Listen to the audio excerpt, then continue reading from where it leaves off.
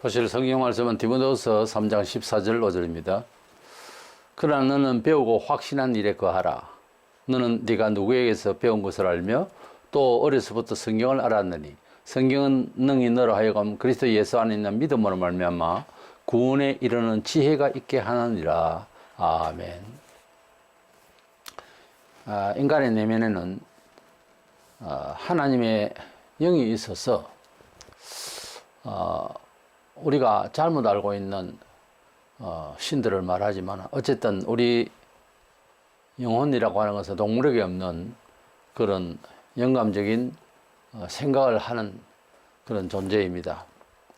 문제는 이런저런 문화 풍토의 정신에서 기독교가 들어왔을 때에 성경에 이른바 하나님에 대해서 또는 여러 교훈들에 대해서 자꾸 자기가 알고 있는 정신세계와 오버랩에 대해서 오해를 하는 겁니다. 성경에서 처음 정말 새로운 그런 완전 다른 차원에서 말씀을 하실 때 아무리 처음 듣는 이야기지만은 그것은 사실이다 하는 가정하에서 귀를 열고 들어야 하나님의 말씀을 제대로 이해하고 믿음을 간직할 수가 있습니다. 그런데 우리 사람에게는 어떤 이성적인 분석력보다 감성이 좀 많아요. 어느 나라 어느 시대 사람이라도 느낌을 상당히 어떤 해석을 하는데 관찰을 하는데 작용을 많이 하게 됩니다. 그래서 느낌이 어떤 지식을 동반한 감각적인 지식이 될 때 그것을 하나님의 뜻이냐 아니냐 하는 것을 어떤 기준으로서 잘 판단을 해서 우리 감정을 너무 믿지 말고 하나님의 참된 약속을 지적으로 먼저 깨닫는 그것이 대단히 중요합니다. 그래서 우리가 무슨 확신을 가지고 뭐 이단들이나 어떤 종교든 간에 거기에 몰두할 때 본인은 아주 그 확실한 깨달음이라고 생각하고 생애를 바치는 그런 경우로 어느 역사 속에서라도 많은 사람들이 자기 감정적 지식에 그렇게 빠지게 되는 수가 있거든요. 말세에도 마찬가지고 우리 사람에게는 합리적인 이성적인 식견이라는 어떤 원리라는 것이 있고 그에 대한 감정적인 요소로서 확신을 하게 되는 것이 있습니다.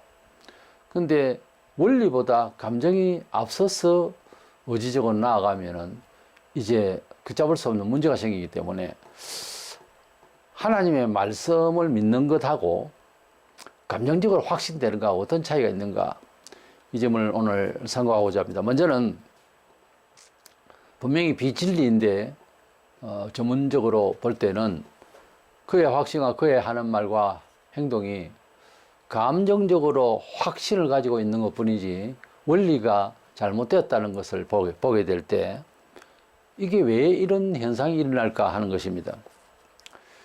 어떤 일에 확신을 갖는다 하는 것은 그 일을 성취하는 일에 상당히 도움이 되지요. 그래서 내가 적극적 사고방식으로 내가 할 수 있다. 긍정 마인드로서 뭐 임하고 다 좋은 이야기입니다. 그런데 하나님의 진리로 생각을 시작을 하지 않고 그런 식으로 감정적으로 소위 마인드 컨트롤을 하면 진리에서 벗어난 사람이 되어서 문제가 생기잖아요. 우리의 어떤 일의 성취가 의욕을 강하게 해서 감정적으로 확신을 가지고 심지어 행불행을 느낄 만큼 어떤 기쁨의 요소가 되어서 환희 속에서 있다 해도 이것이 하나님께 상달될 만한 성취의 결과로서 기뻐하느냐 이렇게 또 물어봐야 하는 것은 그렇게 좋다가도 사람이 싫어질 수가 있거든요. 그래서 감정적인 요소라는 게 참 현명한 자는 원칙대로 산다고 결국은 어떤 원리와 원칙에서 벗어나서 유희하는 그런 자아가 되어버리고 상실이 되어버리는 그런 문제가 생깁니다. 이단들도 아주 열심히 있고 자기가 믿는 바 도리에 대해서 확신을 가지고 있어요. 그러나 그들의 주장은 성경적이지 못하잖아요. 그래서 성경적으로 믿을 때에는 저렇게 되어서는 안 된다 하는 판단이 있습니다. 우리에게는.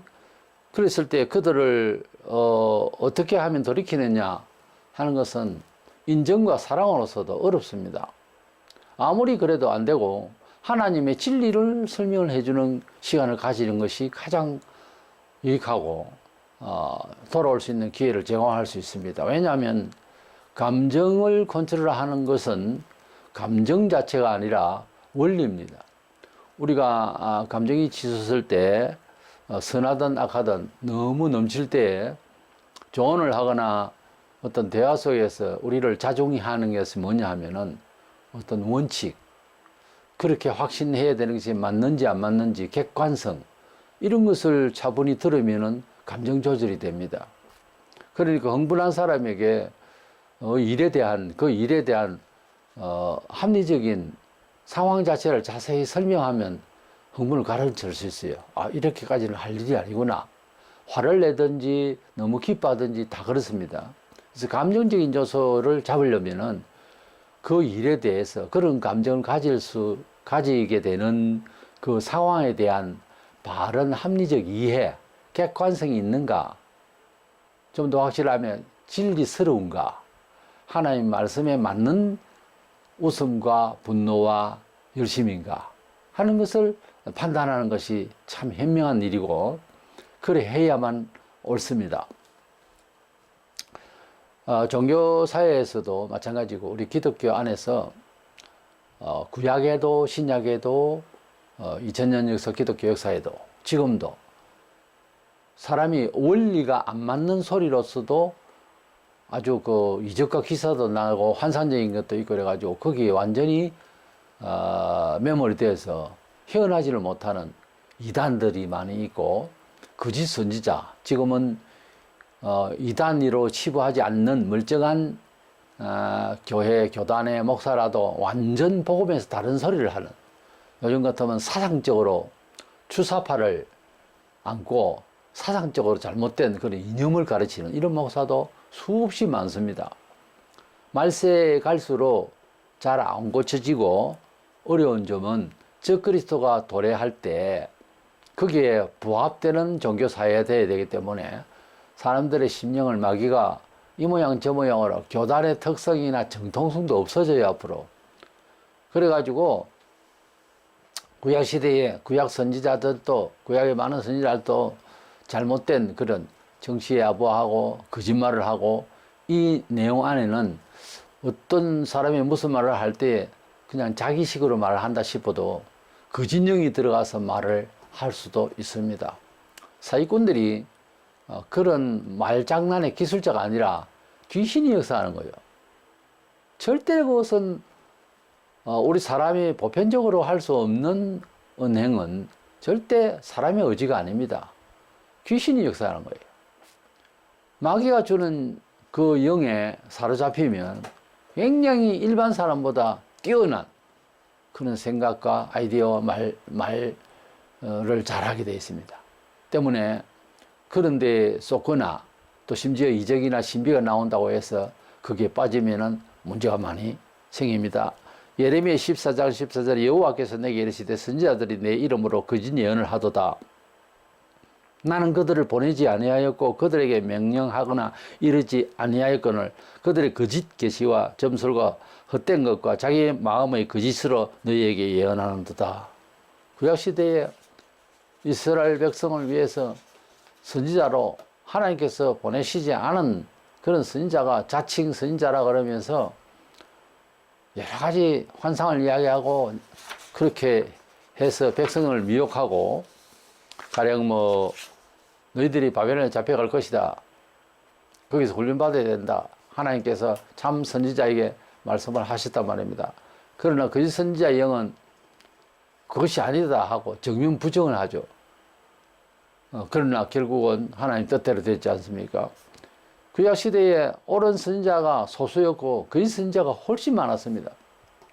신명기 13장 1절에서 3절에 너희 중에 선지자나 꿈꾸는 자가 일어나서 이적과 기사를 내게 보이고 그가 내게 말한 그 이적과 기사가 이루어지고, 이게 중요해요. 기사가 났단 말입니다. 이적이.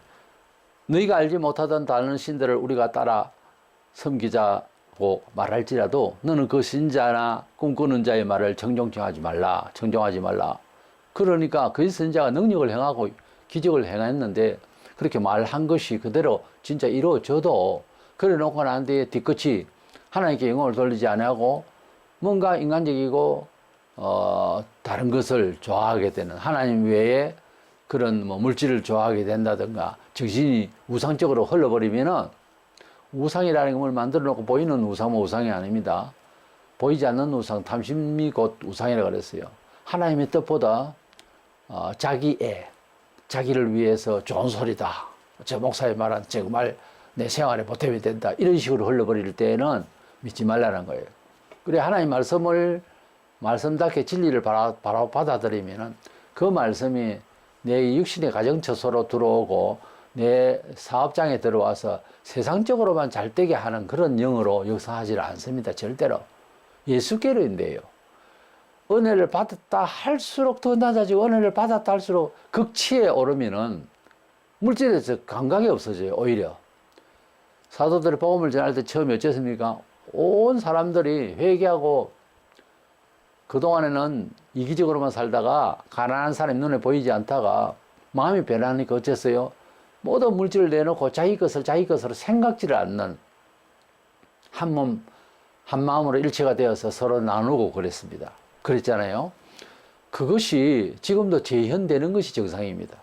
그런데 요즘은 자기만 잘 살기 위해서 길을 쪼고 세워서 내게 복되는 좋은 덕담이 있을까 이런 생각을 하고 예배에 참여한다면 그런 식으로 전하는 사람도 듣는 사람도 틀린 거죠. 하나님의 뜻에서 멀리 떨어져 있는 마음입니다. 정상적인 예배가 아니고 정상적인 진리의 설교가 아니죠. 그래서 이 문화가 다양한 이런 시대에는 여러 가지 미혹을 받을 수가 있는데 이런 때에 회개 생활도 안 하고 성경도 많이 안 읽고 선행도 하지도 않고 하면서 예배 시간에 와가지고 그냥 기분 좋다. 참 오늘 설교가 은혜롭다. 은혜 중심이 뭐예요? 성경적으로 은혜라고 하는 것은 우리가 죄가 있고 또 일주일 동안 살아오면서 때가 묻은 우리의 영적인 그런 잘못되어 있는 것을 하나님의 말씀을 통하여서 MRI처럼 착 찍어줘서 내 병명을 알게 하고 그래서 치유를 하게 되는 그런 것이 은혜입니다. 그런데 덮어놓고 여러분은 괜찮습니다. 참 잘한 겁니다. 예배당에 나온 것마다 잘했습니다. 물론 어떤 의미는 있지만 그렇게 마음만 부드럽게 만들어준다고 해서 치료가 되건 아니지 않습니까? 하나님 말씀을 정확하게 이야기해주고 집도를 해서 그래 수술을 할 걸 하고 이렇게 해나가는 것이 교회의 일이지 교회가 사람만 많이 모여서 목청 높여서 노래만 부르고 아멘 소리만 크게 지른다고 해서 교회가 건강한 교회가 되는 것이 아닙니다. 그러므로 우리는 이 마지막 시대에 하나님 말씀에 참된 정신의 영이냐 참된 영의 말씀이냐를 분별을 하면서 믿어야 될 판입니다. 과거에는 목사의 수도 적고 해서 좀 진지할 수밖에 없는 목사 자신이 자기 관리가 분명했습니다. 어느새부터 목사도 타락하고 세속화되어서 정신이 오직 주만 바라보는 사람이 바라볼 때 가령 중국에서 지하교회나 북한의 지하교회 신자가 생활하다가 남한에 와서 혹은 조국에 와가지고서 예배를 드릴 때 그 사람의 정신은 아주 극한 상황에서 예수님을 붙들고 살기 때문에 듣는 귀가 다르잖아요. 그래 뭐 늘어져 있는 세상 이야기나 하고 마음에 쏙 드는 그런 세속적인 생각만 부추기고 이러면은 그 사람들에게는 은혜가 안 됩니다. 그렇게 같이 타락하고 같이 세속화되어 있는 상황에서는 아멘 할렐루야 하고 기뻐하려고 몰라도 정신이 바짝 서 있는 사람에게는 그것이 아니라 말이에요. 그러니까 우리의 정통신앙은 뭔가 하면 사도적 신앙을 개성한다 그래 돼 있어요. 사도들의 사도행전은 어떻게 살았는지 교회들에게 주는 서신에서 어떤 정신으로 살라고 교훈하였는지 가만히 자세히 읽어봐야 됩니다. 사도들은 이런 식으로 안 살았다 싶으면 아무리 보편화되어 있는 문화생활이라도 그 가치가 없는 걸 알고 절제를 해버려야 됩니다. 그러니까 항상 판단은 사도행정적이냐 하나님의 말씀적이냐 사도들 같은 거냐? 그렇게 비근해야지. 완전 딴 생활을 하면은 그것은 정상적인 교회가 아니에요. 근데 우리는 모두가 그러면은 뭐 이 정도 거두면 잘 믿는 거지 이렇게 생각해 버리는데 그게 아니라 그 말이에요. 요한일서 4장 1절 사랑하는 자들아 영을 다 믿지 말고 오직 영들이 하나님께 속하였나 분별하라. 많은 거짓 선지자가 세상에 나왔습니다. 이 서신을 쓸 때만 해도 이 글을 적을 때만 해도 2000년 전입니다. 그런데 이런 말씀을 하셨을 때 보면 교회 내부에 사랑하는 자들아 이 교회 내부에서도 거짓 영이 얼마든지 있다 이거죠. 또 하나님께 속하지 않는 거짓 선지자들이 많이 세상에 있다 그랬어요. 이걸 잘 들어야 됩니다. 그래서 말세가 되면 더 하죠. 거짓 선지자들 많이 일어난다 했는데 유독 뭐 이단이라고 이제 지명된 그런 판단된 이런 사람만 아니라 교회 내부에도 이단령이 얼마나 들어 섞여 있을 수 있습니다. 그러니까 그것을 잘 가려야 되는 거예요. 그리고 그런 목사를 잘 노예에서 총회에서 관리를 해줘야 되고 또 설교를 또 평가를 해줘야 됩니다. 다른 뜻에서의 평가가 아니라 잘 하나 못하나가 아니고 바르게 하나 안 하나 이것을 관리를 할 필요가 있다고 저는 생각해요. 말세에 노예적으로 총회적으로 각 설교를 문서로나 영상으로 올려라. 그래가지고 교수들이 쫙 평가를 해주고 그래서 뭔가 교정이 돼야 되겠다. 너무 이념적이다. 이거는 세속적이다. 이런 걸 해줄만 하다고 봐요. 마지막 때가 되면 분별을 하려 했기 때문에 어떤 제도적 장치가 필요하다 이 말이에요. 안 그러면 계속 그렇게 할 거다 아닙니까? 그래서 성도들에게도 이런 설교를 하면 교인들이 어떻게 생각할까? 신자들에게도 아니면 중직자에게도 한번 좀 물어나 봤으면 목사가 끝까지 죄를 안 짓는다고요. 상당히 나는 제도적인 장치가 필요하다고 봅니다. 이래서 말세가 되면은 우리 사람이 가지고 있는 정신세계에 있어서 그런 영이 있기 때문에 비록 하나님을 서서 찾을 수 있는 영은 아니지만은 하나님 주신 신령한 영이 있기 때문에 사람의 영혼이 이제 범죄로 말미암아서 언제 이후에 제정신이 아닙니다. 아무거나 신이라 그러고 그만큼 설교를 듣는 정신세계도 여러 가지 혼란스럽습니다. 대부분 자기 감정적이에요. 그러니까 설교를 뭐 뜨겁게 하라 하는데 설교는 원래 차분히 하나님의 말씀을 상세하게 듣는 게 맞아요. 조용히. 그래서 하나님의 말씀 안에서 합리적으로 이해가 되어지는 것이 더 큰 은혜입니다. 성경에 보면 뜨겁게 고함만 지르는 것이 문제가 아니고 예수 죽일 때 백성들이 무엇 때문에 예수를 못 박아야 되는지 뭐 태반에 다 모르고 떠들었어요. 그래서 일반 군중 속에서는 진리가 없다는 말이 그 말이에요. 그냥 감성적으로 모이면 줄 서는 거 우리나라 사람들은 뭐도 모르고 줄 설 수 있어요. 왜 줄 서는지 모르지만 많은 선줄이 이거는 주가 되고 그 다음에 비주류다 이렇게 생각을 하는 성향이 있어요. 이거 다 감성적인 거죠. 하다못해 제사를 한다 이럴 때 왜 합니까? 부모님이 해서 한다 이러지 지식이 있어요? 없어요. 일반 타 종교에도 보면 합리적으로 이렇게 대화를 하면 아무도 몰라요. 가야만 하기 때문에 간다 뭐 이런 도저히 원리도 안 맞는 소리를 한다. 그게 다 감성적인 거죠. 이래서 우리 속에는 거짓된 정신세계가 미리 안착이 되어 있기 때문에 진리를 들을 때에 그런 식으로 자꾸 들으려 하는 거예요. 이걸 조절하기 위해서는 감성적인 것보다 하나님 말씀이 우선인가 하나님 말씀대로인가를 먼저 평가하라 그 말이에요. 두 번째 생각하는 것은 이 감정적인 신앙은 끝내 좌절하고 실패할 성향이 많습니다. 차라리 빨리 실패해버리는 게 낫죠. 우리가 왜 이렇게 예수를 믿지 않았는데도 회개하지 않았는데도 설교가 뭐 좋다든지 이런 식으로 감정적으로 자기 도취가 될까?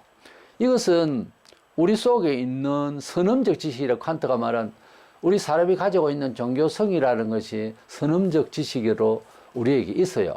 그것이 작동하기 때문에 내가 그렇게 말씀이 좋은데 왜 비판을 하려 하느냐.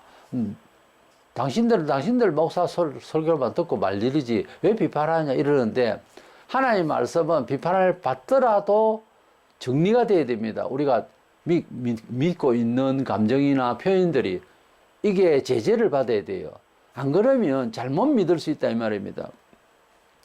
굳이 말하자면은 이단에 빠진 사람을 내버려 둘 수는 없잖아요. 바로 믿자고 얘기를 일단 해야 됩니다. 안 믿으려고 그렇게 고집을 피워도 그것은 자기의 지식이 아니에요. 끝까지 가져갈 그런 확신은 아니라고요. 굉장히 확신 있는 것 같아도. 그래서 이단에서 돌아선 사람들 보면 그때는 확신을 가졌다 그랬거든요. 근거도 없이. 그러나 성경을 보면 아니거든요. 그 아닌 것과 확신의 차이를 좁힐 수가 없어요. 이 비교를 해야 되는데 감정과 지식 차이는 상당히 갭이 큽니다. 근데 우리는 해명해야 되겠죠. 어떻게 합리적인 지식적으로 바르게 믿어야 될 것 아닙니까? 그것이 진리고 성경이고 성경 사상이라고 말해요. 그래서 예수 믿을 때에는 초기에는 오히려 성경을 많이 읽고 이게 먼저 하려고 하는 것이 더 중요합니다. 박수치고 춤추고 하는 것보다 그쪽으로 가야 돼요. 감정적 신앙 이것은 자기가 확신하고 있는 이 확신이라는 것이 비진리일 때는 결국은 이것이 변질이 되고 자기 자신에게 변질이 되고 좌절이 되고 막 감성적으로 떠들다가도 갑자기 허탈해집니다. 왜냐하면은 원리가 없고 이론이 없고 언약이 없거든요. 하나님의 지켜주심에 보완이 없단 말이에요. 감성이라고 하는 것은. 근데 내게 그런 작용을 한 거야. 이적 보니까 하나님 같다. 우리가 하나님의 개념을 딱 정해놓고 보니까 하나님은 무슨 도깨비 방망이 같이 그렇게 생각하는 거예요. 그걸 먼저 갖고 있거든요, 우리에게. 우리 기독교 들어오기 전에 도깨비 방망이, 도깨비, 귀신, 산신령 이런 게 다 들어야 있잖아요. 불교 유교에서 받아들인 것. 예수 믿으면 착해야 된다. 이것도 유교 사사에서 하는 소리예요. 착해야지. 성경에도 착해라 했으니까. 그러나 그것이 율법이 딱 되면 안 착한 놈은 저주를 한 거라. 이것이 우리에게 큰 약점이다 말이에요. 근데 성경에는 착하라 하면 그런 착함이 아니에요. 최선을 다하라. 그렇게 되어 있어요. 그 선이라는 것이요. 그러니까 참 그것은 덕스럽다, 어렵다는 것도 세상의 기준으로서 이미 보고 있는 거예요. 교인들을 평가할 때도. 그러나 성경이 어렵다 할 때는 하나님께 상달되는 행위의 규칙이라는 거지. 그렇게 차이가 있습니다. 11조를 하고 주일날 온전히 예배를 때 그게 의예요. 어려운 행위예요. 그게. 불의한 것은 감사가 없고 주일 예배도 잘 안 드리거나 빠지거나 이거 불의한 거예요. 세상에서 불의하다 하지 않잖아요. 그거 가지고 덕담을 나누고 악담을 하고 할 일은 아니잖아요. 그 보세요. 성경에서 말씀하는 완전 다른 세계라니까요. 그래서 죽는 날까지 변화를 받도록 해야 돼요. 늘 새로워져야 됩니다. 사람이. 구석구석에 우리에게 빼저리게 들어있는 깊이 bek혀있는 정말 빼내기 힘든 이런 죄성들이 잘못 알고 있는 것들이 많다 그 말이에요. 그러니까 얼마나 우리가 감성적으로 환각에 빠질 수가 있는가 하는 겁니다. 특별히 하나님의 말씀은 어떻게 설명하냐에 따라서 아주 신비롭게 들릴 수 있고 거기서 넘어지면 마귀가 역사하면 환상도 보여주고 그래가지고 화이트 보이는 안식교 창시자 그 사람은 기도하다가 환상을 봤는데 사계명에서 금빛이 찬란해서 그러니 사계명이 그때는 토요일 유대인식으로 지켜야 되는가 보다. 그래서 안식교는 제7일 안식일 예시절인교 이렇거든요. 그게 원래 교명이. 그래서 토요일 날 예배하고 주일은 오히려 이래요. 그거 보세요. 감성이 오고 신비가 오고 이런 감성적인 그런 신비로운 것에 체험주의를 나가면은 이게 옳은지 얼마나 덕이 될지 모르고 떠드는 거예요. 방황하는 사람도. 방황만 하면은 최고 잘 믿는처럼 이렇게 생각을 하려고 하는 그런 의욕 때문에 오해를 일으키는 거예요. 성경에는 1만마디 방언하는 보다 5마디 깨닫는 말을 하라고 했거든요. 그러면 그 말씀의 기준에서 방언보다 깨닫기를 원해야 됩니다. 자꾸 거꾸로 하려고 그러거든요. 그러면 착오가 난다 그 말이에요. 이단들이 오히려 더 열심히 해요. 마태복음 23장 15절에 화 있을진저 외식하는 서기관들과 바리새인들이여 너희는 교인 한 사람을 얻기 위하여 바다와 육지를 두루 다니다가 바다와 육지 온 동네방네를 당긴다 이 말이에요.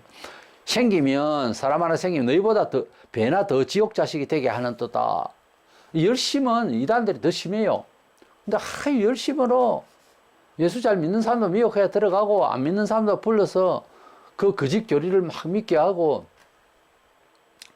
그렇게 해가지고서 더 더 지옥 자식이 되게 하는도다.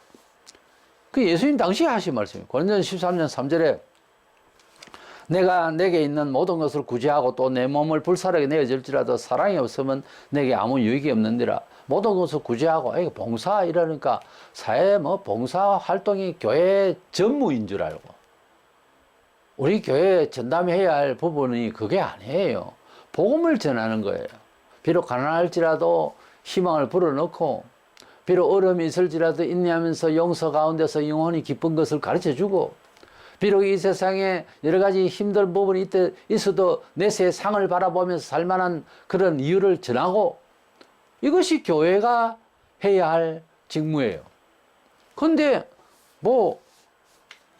이것을 열심히 봉사해야 된다면서 주일날도 봉사하는 일에만 그저 몰두를 한다든가, 사회적으로 어떻게 도움을 주기 위해서 교회가 그렇게 어렵게 내놓은 그 11조와 감사, 이 공동체가 내놓은 헌금을 가지고서 사회 기여를 많이 해야 되는 것이 하나님 잘 믿는 것으로 이해한다든가, 우리가 물론 구제하고 불쌍히 이거 다 해야 됩니다만은 거기에 몰두를 전체적으로 다 하는 것은 교회의 전무가 아니라 말이에요. 그래서 하나님께서 말씀을 주실 때에 주님을 통해서 3년여 동안 복음사 안에서 활동하신 거 보세요. 불쌍한 사람만 돈 주러 다니는 그건 아니잖아요. 천국 복음을 전가하기 위해서 회개하라. 이거. 사도들도 세리요한도 다 회개하라. 죄를 먼저 회개를 하면은 그렇게 우리가 하나님의 은혜를 많이 더 입을 수 있는 조건이 심령적으로 되게 되어 있습니다. 유대인들은 하나님 말씀의 맛을 알기 때문에 그들이 하는 말이 그래요. 고기를 달라고 하면 고기 잡는 법을 가르쳐 주라. 그런 말이 있잖아요. 고기를 달라 하면 생선을 한 마리 주고 끝이지만 고기를 잡을 수 있는 기술을 주면 계속 자기가 잡아 먹을 수 있잖아요. 우리가 하나님 말씀을 통하여서 여러 가지 풍성한 은혜를 얻을 수 있는 길을 이야기하는 게 더 낫지, 당장 배고프니까 입에 넣어주고 자주 해보세요. 나중에 더 고급스러운 것을 달라고 욕구를 가지게 되는 것이 인간이에요. 그렇기 때문에 끝이 없습니다. 봉사락 하는 것은. 그래서 봉사하고 사랑하고 돕고 하는 것도 하나님의 말씀을 전가하기 위한 없어버려서 그렇게 하는 것이지, 그것이 교회의 본래 목적은 아니란 말이에요. 국가를 위한다 하는 것도 그냥 국가만을 위해서 일하는 것이 이 시대에 교회가 제일 잘하는 것이다. 아니요. 교회는 지구촌 끝날까지 하나님의 말씀을 꼭 듣고 알아야 할 내용을 전하는 것이 먼저예요. 그 안에는 삶의 문화에 대한 가습과 선의로 활동할 수 있는 그런 것이 포함은 되어 있지만 그게 전부가 아니라니까요. 아무리 극한 상황이라도 전쟁터에 있어도 복음은 전합니다. 그렇기 때문에 복음의 핵심적 가치를 놓치고 자꾸 사회적인, 그걸 사회주의 복음이라고 그래요. 소셜리즘 에반겔리칼, 사회주의 복음이라는 것이 거기에서 명점이 있는 거예요.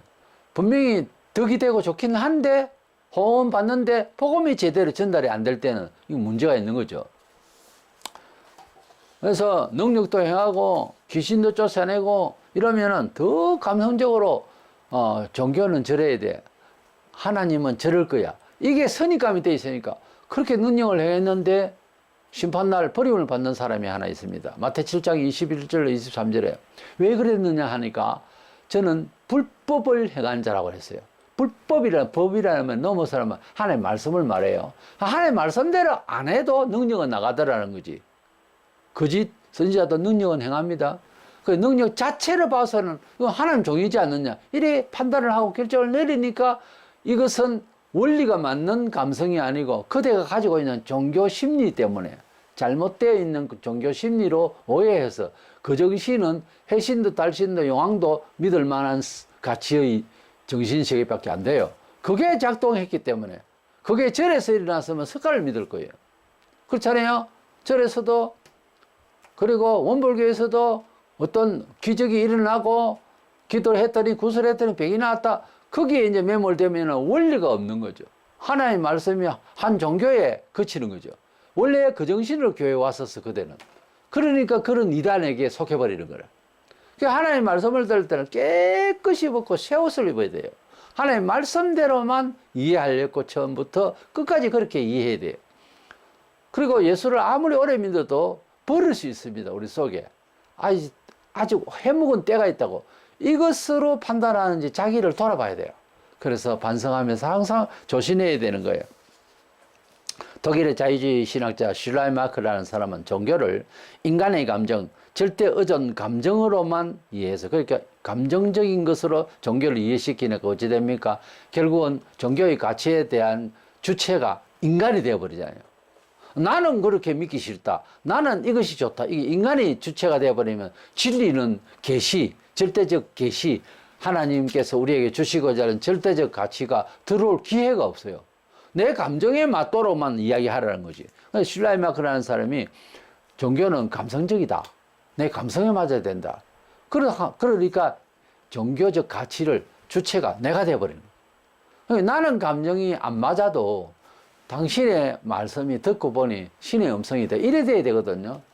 사도행전에 보면 베드로가 전할 때에 하나님의 말씀이 옳다라고 한 사람 가슴 치면서 마음에 큰 충격을 받고 회개합니다. 근데 스데반이 같은 내용이죠.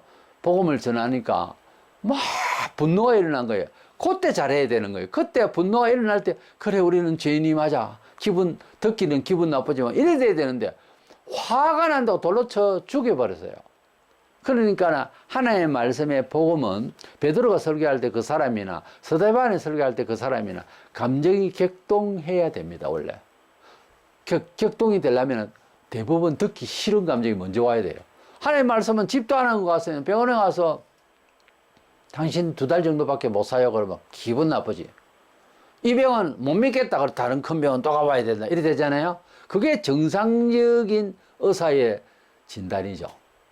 그런데 이 교회도 좋다. 아유 잘 왔어요 우리 교회. 또 다른 게 기분 나빠 다른 교회 가다 아유 우리 교회도 잘 왔어요. 그만하면 잘 믿어요. 이 바른 의사가 맞습니까? 어디 가나 내가 나의 부족을 내가 아는데 저도 알고 어떤 대책을 세워주는 그 말씀을 들어야지. 그냥 나를 위로한다. 듣기 좋은 소리에 다 감흥을 합니다. 누구나. 그렇지 않는 사람을 내가 지금까지 살아면서 한 사람도 못 봤어요. 듣기 좋은 소리에는 반응이 좋아요. 누구나. 근데 듣기 싫은 소리로 지적을 해줄 때 기분 좋아하는 사람이 난 기억이 안 나요. 그런 사람이 없어요, 잘. 그런데 예수님을 정말 믿고 정말 은혜 받으려면 내가 나를 주체할 수 없는 나의 잘못을 찔러주는 사람이 감사해야 됩니다. 그래서 공자도 그런 말을 했죠. 나를 잘한다 하고 하는 사람 나의 악이 되고 나를 비판하고 하는 사람이 나의 스승이다 그랬어요. 나의 좋은 사람이라고. 그러니까 사람은 누구나 할 것 없이 어느 집안에서 학습량이 얼마나 되든 간에 늘 부족해요. 부족한 점을 찌르기만 해가지고 답이 없으면 그건 잔소리 되지만 어떻게 하는 것이 원리가 맞다. 다른 사람들도 이랬다. 역사적으로 이랬다. 객관적으로 설명을 할 때도 안 듣는다 이러면 죽어야지. 그 인간 살아서 뭐 하겠어요. 저는 그렇게 생각해요. 내게 복이 되는 말씀을 그래서 치유의 길을 그래서 교정의 길을 이야기하는데도 안 듣는다. 어떡하라고. 하나님도 포기합니다. 안 듣는데. 가룟 유다가 살 수 있는 길이 있었어요. 예수님이 몇 차례나 언지를 줬어요. 그런데 헌금에 손을 대고 결국은 경험이 경험을 부르거든요. 결국은 그렇게 돈 때문에 예수까지 팔고 스승까지 팔고 그러다 망하고 그래서 결국은 한탄에다 넣고 양심이 너무 아파서 그냥 자살을 했죠. 그러면 속죄가 됩니까? 자살해가 속죄될 것 같으면 성경 이 귀한 진리 성경에서 웬만하면 죽어라. 그렇게 언지를 주셔야 될 거다. 자살을 해도 돼요.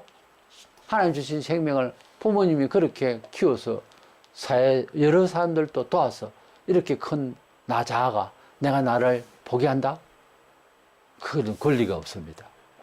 여러 사람이 죽고 난 뒤에도 여러 사람에게 심정을 다치게 합니다. 큰 죄악이에요. 어떤 죄든지 해결을 해야 되는데 해결할 기회도 없어요. 그렇게 죽어버리면. 구원받을 수 없습니다.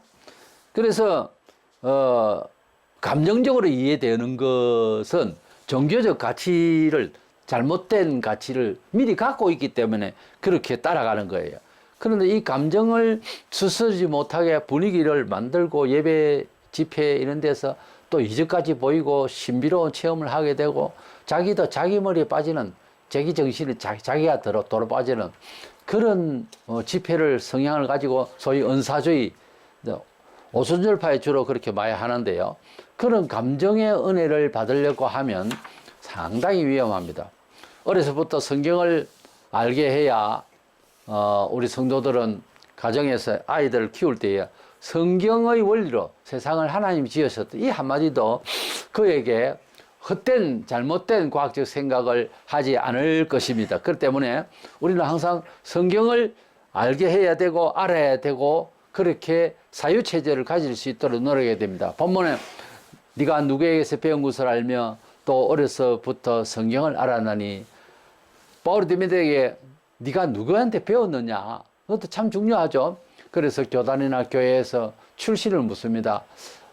총회 각 교리가 조금씩 다른 교회 총회가 있기 때문에 장로교냐 감리교냐 오순절이냐 성결이냐 이렇게 따지는 이유가 거기서 네가 누구에게 배운 것을 알며 또 어려서부터 성경을 알았나니 성경의 사상을 디모데를 얼제부터 듣고 배워서 익히 알았다 이거지. 그대로 살아라 이 말이에요. 이 성경은 구절을 외운다고 다 되는 것이 아니고 하나님의 말씀을 많이 읽고 듣는 가운데 설명을 듣는 가운데서 지각이 생깁니다. 본문 15절에 성경은 능히 너로 하여금 구원에 이르는 지혜가 있게 하느니라. 하나님 말씀을 많이 읽고 들으면은 지혜로워지는데 인생을 지식으로 산다는 거하고 지혜로 산다는 거하고 다릅니다. 인생관이 제대로 딱 설정되면 선택하는 길이 달라요. 그래서 하나님 말씀을 많이 읽고 듣는 가운데서 다른 세계 학문 안 해도 굉장히 인생을 밟고 정확하게 갈 수 있도록 지각을 하나님께서 주시기 때문에 지혜롭게 살 수가 있습니다. 지구촌은 이미 과학화되어 있고 AI 시대에 지금 도래했습니다. 그러면서도 AI에게는 뭡니까? 감정이라는 게 없죠. 그래서 우리 인생이 지금 살면서 모든 것을 이해할 때 전문 지식이 없으면 그것을 받아들이는 개인마다 가지는 감성이라는 게 있습니다. 그 감성의 촉발이요. 과학에 대한 것, 음악에 대한 것 또는 삶에 대한 것이 자기가 학습되고 경험되고 한 그런 종교성과 함께 그런 게 촉발을 해서 감정을 가집니다. 전혀 음악에 관심이 없는 사람은 굉장히 감성적인 음악이 흘러도 별로 동화되지 않습니다. 왜냐하면 그걸 촉발할 수 있는 합리적인 가치나 이념이나 그런 경험이 안 돼 있거든요. 사람이 어떤 취미가 다 있잖아요. 그리고 우리가 처음 만남의 소개나 또 대화를 하거나 동성끼리나 이성끼리라도 취미가 뭐냐고 묻는 경우가 많죠. 그냥 취미가 나는 이건데 당신은 뭐냐 이렇게 묻는 것은 그건 일차적인 이야기고 취미를 물을 때 취미를 묻는 이유를 가지셨어야죠. 어떤 취미가 있느냐 할 때 나는 전쟁을 좋아하는 취미가 있다 하면 이거 폭군 성질이 좀 있는 거죠. 정말로 취미가 뭐냐 할 때 그 취미에 따라서 감성이 다방면에 좀 성향을 가지거든요. 그래서 취미를 물을 때는 그런 걸 염두에 두고 그 사람을 빨리 알아봐야 되니까 그렇게 물어보는 거예요. 그럼 저는 취미가 없습니다, 여러분. 엄청 재미없는 사람이지. 취미가 하나도 없다. 이게 참 곤란하잖아요. 그래서 어떤 취미라는 것이 자기를 표현할 수 있는 하나의 창구로서 다방면에 그런 성향을 끼칠 수 있는 사람임을 말하는 거기 때문에 나 취미가 뭐지? 저 같은 경우에는 음악이잖아요. 악기를 다루는. 그 손끝으로 이렇게 보통 악기가 그렇고 입으로도 부는 것도 있지만 손이 많이 가죠. 그래서 이렇게 촉각에 상당히 발달되어 있는 이런 사람들이 음악성이 좀 있고 예술성이 좀 있죠. 근데 사업성 있는 사람은 손끝으로 다가오는 이런 촉각에 대한 것이 좀 둔합니다. 다른 식으로 이제 발달되어 있어도. 그런 사람의 성향이 있죠. 근데 진리를 듣거나 메시지를 듣거나 어떤 환상적인 것이나 어떤 일이 있을 때에는 감성이 굉장한 사람, 특별히 음악성이나 이런 감성이 많은 사람은 신비를 체험할 때에 굉장히 흥분할 수도 있으면서 그 내용에 대한 남달리 그 내용에 대한 판단이 섬세할 수도 있습니다. 장점이. 그 둔한 사람은 뭐가 나타나도 도깨비가 나타나도 사람이 나타나도 비슷하게 볼 수 있는 아주 그런 의지가 있죠. 굳건한 의지는 그래요. 그래서 뭐 예사를 바라볼 수 있는. 근데 감성이 굉장히 많은 사람은 반응이 아주 강하게 나타나죠. 풍성하게 나타나. 그러면서도 그 내부 사항을 둔하게 바라보는 사람보다 아주 디테일하게 잘 관찰할 수 있는 그런 능력까지도 있습니다. 감정적이면서도. 아무래도 뭘 많이 깨닫는 거예요. 소속들이 세밀하게 잘 아니까 더 감동을 받는다고도 할 수 있는 부분이 있죠. 그래서 감성적인 사람은 잘못됐다 이렇게 말하면 안 됩니다. 오히려 감성적인 사람이 천국과 하나님의 말씀의 그 여러 방면으로 이제 언양하시는 메시지의 성질 자체를 받아들이는 상당히 좋은 성격이 될 수가 있습니다. 그래서 문제를 파악하는 데는 이제 지적으로도 할 수 있지만, 논리적으로도 할 수 있지만, 수학적으로도 할 수 있지만, 감성적으로 이해할 수도 있다 이 말이에요. 옛날에 어떤 정치인이 느낌으로 정치한다 그런 말을 했거든요. 근데 어째 느낌으로만 정치를 할 수 있겠냐 이렇게들 말하죠. 비판했지만 그 말 뜻도 맞는 겁니다. 종합적인 지식이나 그 사람이 가지고 있는 어떤 영성이 그래서 이제 직관 능력이라고 그러죠. 그런 걸 가지고도 문제를 파악하고 난 뒤에 밑그림을 다시 그려낼 수 있는 원리를 나중에 이야기할 수 있는 그런 경우도 많습니다.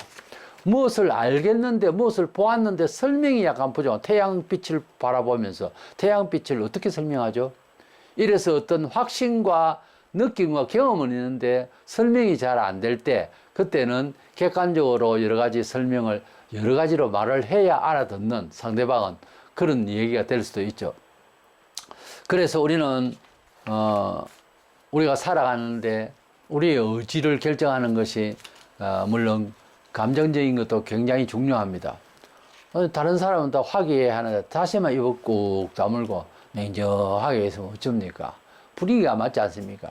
성경은 말하기를 웃는 자와 함께 웃고 기뻐할 자와 함께 기뻐하고 우는 자와 함께 울라 그랬습니다. 슬픈 사연이 있는 사람 앞에서 해죽해죽 하면 어떻게 됩니까? 같이 슬퍼할 수 있는 정서가 살아있어야 되겠죠. 그래서 그냥 예사롭게 이렇게 길 가다가도 사진이 딱 찍힐 때 혹시 그렇게 볼 수 있다면 내가 굳어 있나, 내 얼굴이 환희가 있나, 기쁨이 있나, 우울함이 있나. 이 얼굴은 자기 영혼의 상태거든요. 그래서 잘 안 되더라도 그거를 보고 자꾸 미소를 만들어내는 것도 참 중요합니다. 그래야 그 미소의 얼굴, 그 평안한 얼굴을 상대방이 보면서 이 반사를 하거든요. 내가 미소로 띄우면 상대방도 밝은 얼굴을 봐주잖아요. 그럼 내가 자연히 그 사람을 통해서 밝음을 받잖아요. 내가 인상을 써보세요. 상대방도 인상을 빡 씁니다. 왜요? 이런 식으로 보잖아요. 그러면 내가 더 기분 나쁘지. 알고 보면 내 얼굴에서 그렇게 나오기 때문에 그렇습니다.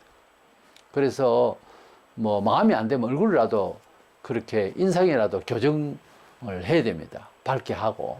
오죽하면 그래 관상학에서 코를 너무 코가 너무 높이면 어떻겠다. 눈썹이 어떻게 됐으면 좋겠다. 이런 걸 또 시술도 하고 그래요. 인상이라고 하는 것이 상대방으로부터 내가 나를 비춰오는 것이 있거든요. 예. 그만큼 사람이 남들이 생각할 때, 저 사람은 눈썹이 짙고, 광대뼈가 좀 나오고 단단하게 냈으니까 저 사람 의지적이다. 이런 것을 보게 되잖아요. 거래를 하는데도 신뢰가 있어 보인다든지. 그래서 인상이라는 게 그렇게 중요하니까 그것보다 영성이 더 중요합니다. 우리가 뭐 사람을 대할 때 느낌이 좋아야 되잖아요. 뭐 사람이 초췌하게 보이고 하더라도 이 사람이 웬일로 내가 믿을만하고 신뢰가 있다.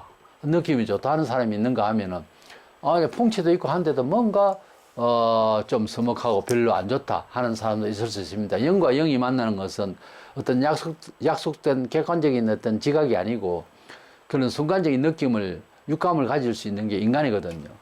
그 영감을 가질 수 있는 게 인간이기 때문에 우리도 모르게 흐릅니다, 이게. 그래서 우리 마음이 하나님 말씀으로 채워지고 말씀의 원리대로 이해하고 판단하는 능력을 가지고 그래서 세상을 살고 예배를 드릴 때도 하나님 말씀의 원리대로 은혜를 받으려면 미리 은혜를 받을 준비가 되어져야 되는데 그거는 하나님 말씀을 주간 중에 많이 읽고 듣는 가운데 비록 신약을 많이 읽었는데 주일날 마침 구약 성경을 설교를 해도 결국 그 목사님의 신약과 아우러져서 말씀을 주시니까 신구약 성경 원래 한 통 속이에요. 원래 내용이 같이 흐른다고.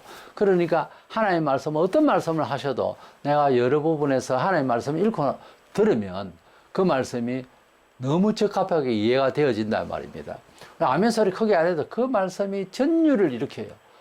몸이 떨릴 정도로 저번 주에 내가 지난주에 읽은 말씀이 저 말씀인가 보다 하고 바로 깨닫게 되면 자기도 모르는 새에 영혼이 강해져요. 자기도 모르는 새에 하나님의 말씀을 통하여 복받을 그릇이 커져요. 뭐 유별나게 뭐 환상을 본다 따따따따따 뭐 말도 안 되는 방언도 아닌 방언을 하려 하지 말고 하나님의 말씀을 깨달아야 되는 거예요. 주님께서 늘 가르치시면서 말해 내가 하는 말을 너희가 깨닫느냐? 깨달아야 되는 거예요. 깨닫는 은혜가 너무 큽니다. 그래서 하나님 말씀을 따라서 살고 예수 잘 믿는 거는 많이 깨달았다 해도 과언이 아닙니다. 많이 깨닫습니다. 원래 은혜 정말 받았고 정말 은혜 받은 사람은 깨달음이 아주 섬세해요.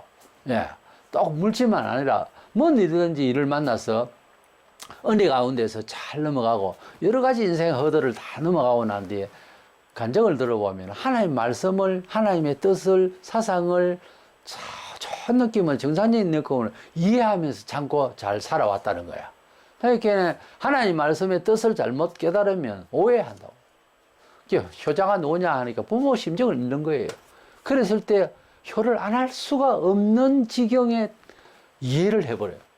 그 불효자식 누냐 부모의 심정을 못 읽는 거예요.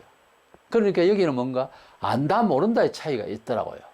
그래서 어릴 때부터 효를 가르치라는 말이 그 말이에요. 입장을 이해시키라는 거예요.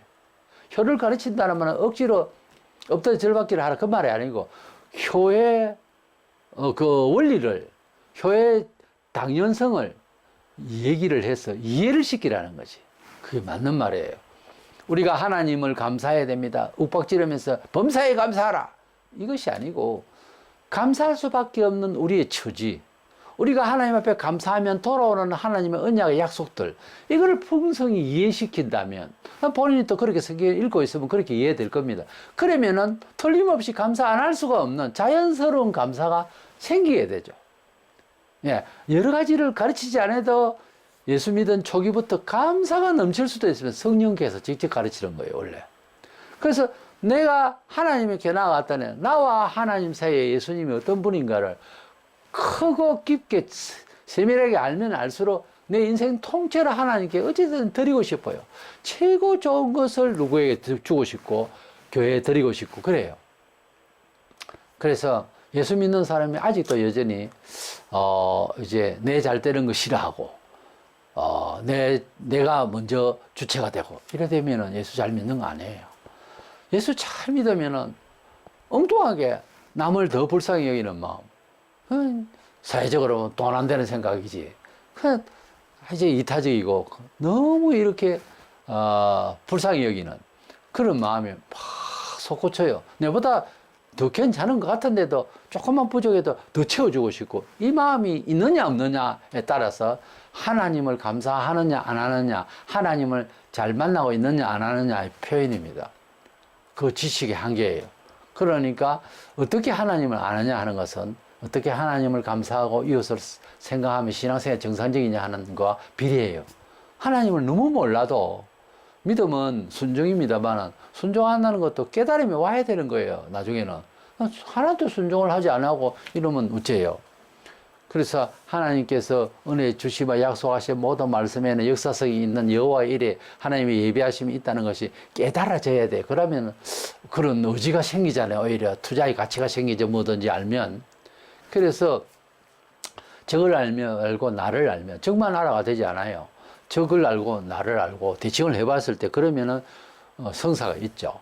그와 같이 하나님을 정말 알기를 간절히 사모하면 눈이 따가울 정도 시평이잖아요. 눈이 마르다 그랬어요. 하나님 말씀을 탁 깨달으려 하면 내 생활에 적용해서 제대로 하는 뜻이 무엇일지 깨달으려고 가지는 몸부림치면 치는 중에 은혜를 줘버려요, 원래. 그렇게 하나님의 뜻을 중심으로 해서 자기 감정의 확신을 잘 조절을 하셔서 온전한 신앙생활로 결실을 맺는 저와 여러분 되시기를 주의 이름으로 축원합니다.